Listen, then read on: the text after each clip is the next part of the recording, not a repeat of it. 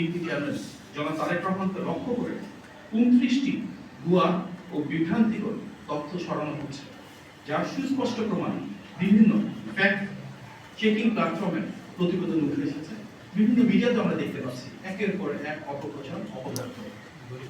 আমরা আরো দেখতে পাচ্ছি একটি দলের রাজনৈতিক যে কর্মকাণ্ড এবং তাদের যে নেতাকর্মী, ওনার অনেকেই ফ্যাসিবাদী আমলে তৈরি মিথ্যা পুরাতন বয়ান আবার সামনে ছড়িয়ে দেওয়ার জন্য নিজেরা দায়িত্ব গ্রহণ করেছে এবং একই ভাষায় একই কায়দায় একই ধরনের স্লোগান দিয়ে জনমনে বিভ্রান্তির সৃষ্টি করছে, অশালীনভাবে আক্রমণ করছে।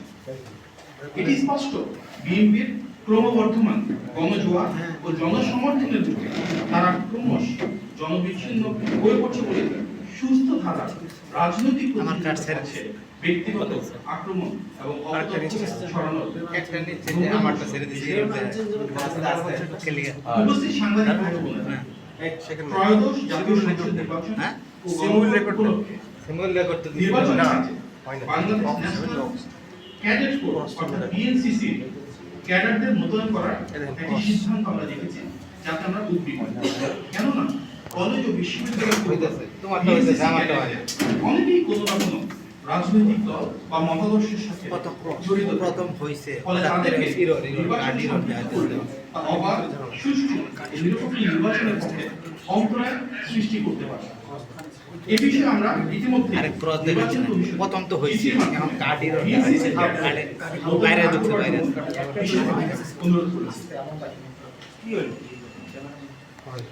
গত 26শে জানুয়ারি নির্বাচন কমিশন ওয়েবসাইটের মাধ্যমে আমরা দেখতে পারি যে নির্বাচন কমিশনের মোট 81টি স্থানীয় সংস্থার 55,000-এরও বেশি স্থানীয় পর্যবেক্ষণের অনুমতি প্রদান করা হয়েছে।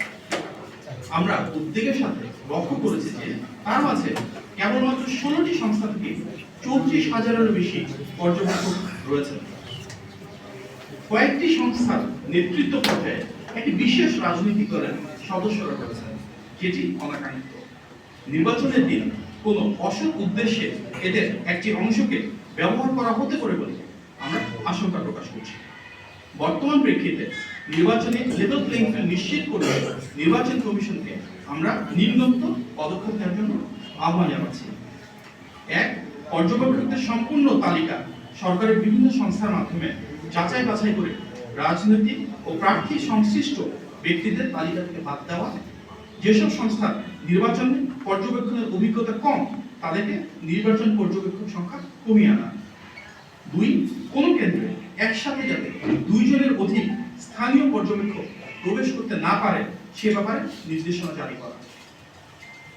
প্রিয় সাংবাদিক ভাই ও বোনেরা, বিএনপি শুরু থেকে রাষ্ট্র সংস্কারের পক্ষে সুস্পষ্ট সুনির্দিষ্ট অবস্থান গ্রহণ করেছে। 2016 সালে বিএনপি সর্বপ্রথম জাতির সামনে উপস্থাপন করে বিশেষ বৈঠক, যেটি দেশনেত্রী এবং খালেদা জিয়া একটি বৃহত্তর জাতীয় ঐক্য প্রতিষ্ঠার মাধ্যমে আমাদের সামনে উপস্থাপন করেছিলেন। 2022 সালে ঘোষণা করা হয় 27 দফা, যেটি বিএনপির তৎকালীন ভারপ্রাপ্ত চেয়ারম্যান জনাব তারেক রহমান ঘোষণা করেছিলেন, এবং 2023 সালে যুগপৎ আন্দোলনের শরীর প্রতিটি রাজনৈতিক দলকে একটি প্ল্যাটফর্মে এনে ঐতিহাসিক 31 দফা উপস্থাপন করলেন জনাব তারেক রহমান।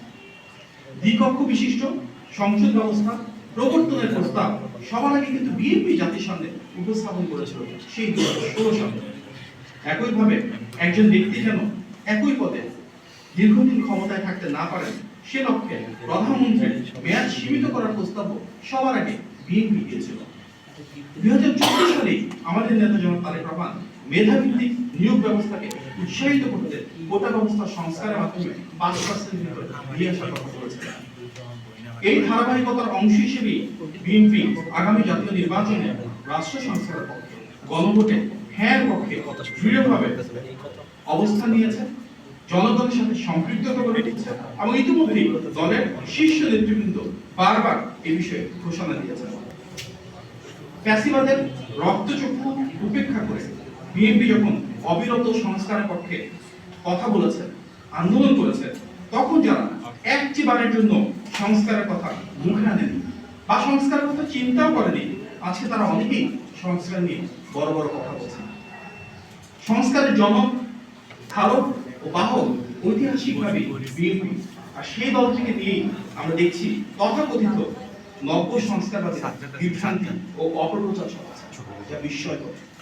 বিএনপি বিশ্বাস করে জনগণের ক্ষমতা তথা ভোটাধিকারের মাধ্যমে ইনশাআল্লাহ একটি গণতান্ত্রিক, জবাবদিহিমূলক ও আধুনিক রাষ্ট্র ব্যবস্থা গড়ে তোলা সম্ভব।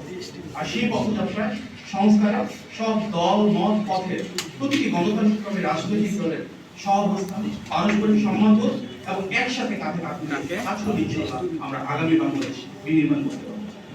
আজকে এই সংবাদ সম্মেলনে আপনারা উপস্থিত হয়েছেন, পরিষদের আমার কথা শুনেছেন। আসসালামু আলাইকুম।